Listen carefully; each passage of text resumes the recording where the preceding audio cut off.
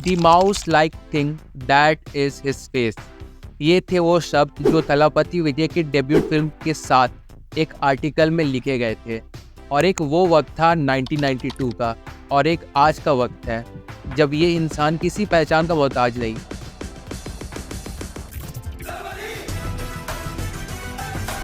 But ये जो सफ़र रहा है ना, फ्रॉम 1992 से आज 2024 तक का, वो भी काफ़ी इंटरेस्टिंग रहा है। क्योंकि आज के वक्त पे जिस लेवल की इमेंस फैन फॉलोइंग थलापति विजय होल्ड करते हैं, वो करेंटली बॉलीवुड में किसी और एक्टर के लिए सोचना भी नामुमकिन है। और इसलिए इन्हें रजनीकांत, कमल हासन के बाद उसी same aura, same stardom, same screen presence को डिफाइन करने वाला माना जाता है। और ये सिर्फ एक चाइल्ड आर्टिस्ट और एक स्टार और एक सुपरस्टार की जर्नी नहीं, बल्कि एक विजय से लाया थलापति और फिर थलापति विजय तक का भी सफर रहा है, जहां इनकी फिल्में किसी त्यौहार से कम नहीं होती है। और अब जब इन्होंने अपनी फिल्मों से रिटायरमेंट की अनाउंसमेंट कर दी है, तो ये भले एक निराशा वाली बात है for whole Indian cinema. But आइए इसी मौके पर हम जानते हैं इनकी लाइफ जर्नी को और सेलिब्रेट करते हैं इनकी स्टोरी को। So let's begin. जोसेफ विजय चंद्रशेखर, जिन्हें हम सब थलापति विजय के नाम से जानते हैं, उनका जन्म 22 जून 1974 में हुआ था।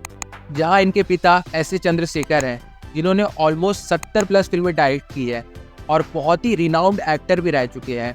और इनकी माँ शोभा चंद्रशेखर प्लेबैक सिंगर रह चुकी है। और इन्होंने अपनी स्कूलिंग कंप्लीट करने के बाद बैचलर डिग्री के लिए लोयला कॉलेज में पढ़ाई तो की, बट इनका जो मेन इंटरेस्ट था वो फिल्मों की दुनिया में ज़्यादा था। एंड जस्ट लाइक महेश बाबू, इन्होंने भी अपने सपने की शुरुआत बचपन से ही कर दी थी, जहां Vijay made his debut as a child actor in the Tamil film Vettri in 1984। फिर उसके बाद उन्होंने 6 और फिल्मों में एज ए चाइल्ड आर्टिस्ट काम किया, जिनमें से एक तो रजनीकांत सर की ही थी। और फिर फाइनली 7 साल बाद he made his official debut as a lead actor with Naalaiya Theerpu in 1992, जो क्रिटिकली और कमर्शियली बहुत ही बुरी तरह से फ्लॉप रही। बट ये जो सफ़र था ना, वो तो बस अभी शुरू ही हुआ था। फिर इस फेलियर के बाद आई सेंतुरापंदी, रसीगन, देवा, राजीवन पेरेवलिया, सारी की सारी हिट फिल्में रही, जहां इनमें से हर एक फिल्म के साथ एक अपना ही खास किस्सा जुड़ा हुआ है। फिर फर्स्ट सेंतुरापंती विजय की पहली हिट फिल्म बनी। फिर उसके बाद रसीगन में विजय को फॉर द फर्स्ट टाइम लिया थलापति नाम से जोड़कर बुलाया जाने लगा। इसका मतलब होता है यंग कमांडर। और ये नाम उन्होंने अपनी अगली लगातार हिट फिल्मों से जाहिर भी कर दिया कि हाँ, वो तमिल सिनेमा के यंग कमांडर है। और ऐसे ही काम करते करते साल 1996 में आई इलिया थलापति विजय की फिल्म पोवे उन्नाकागा, जो क्रिटिक्स को तो बहुत ज़्यादा पसंद आई ही, बट कमर्शियली तो इस फिल्म ने प्रोड्यूसर पर लाइक पैसों की बारिश कर दी थी। एंड इन 1998 इन्हें कलाईमामणि अवार्ड के साथ गवर्नमेंट ऑफ तमिलनाडु ने सम्मानित भी किया। यहाँ तक तो सब बढ़िया ही जा रहा था, बिल्कुल किसी फिल्मी गाने की तरह। और अब क्या आगे ऐसा लग रहा है कि इनकी आगे कोई ट्रेजेडी होगी जिसमें इनकी सारी फिल्में फ्लॉप होने लगेगी। तो लेट मी डिसअपॉइंट यू, ऐसा कुछ नहीं हुआ है।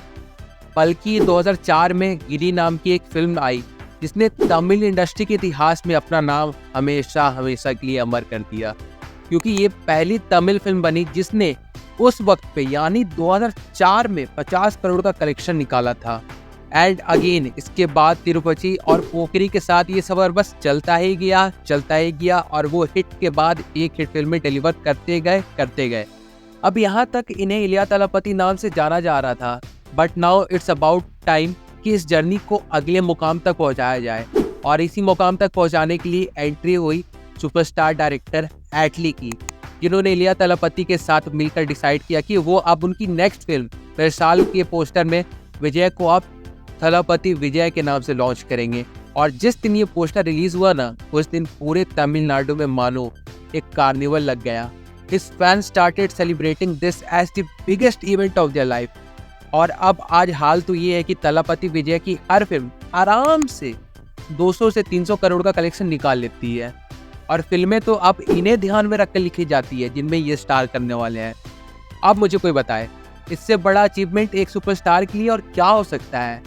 एंड अगर इस सफ़र को कंक्लूड एक लाजवाब बात बताकर करना चाहूँ तो वो ये होगा कि थलापति विजय की 2004 की फिल्म गिली जब 20 अप्रैल 2024 को री रिलीज हुई, तो इसने वापस से 34 से 50 करोड़ का कलेक्शन कर लिया।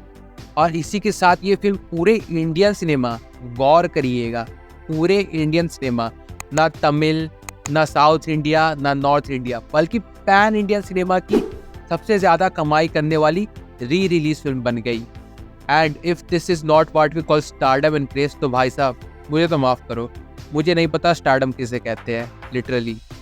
तो वेल, ये था एक वीडियो तलपति विजय पर, और आपको अगर ये वीडियो पसंद आई तो एक लाइक करके ज़रूर जाइएगा। बाकी फिर मिलते हैं बहुत जल्द एक और नई वीडियो के साथ, तब तक के लिए बाय।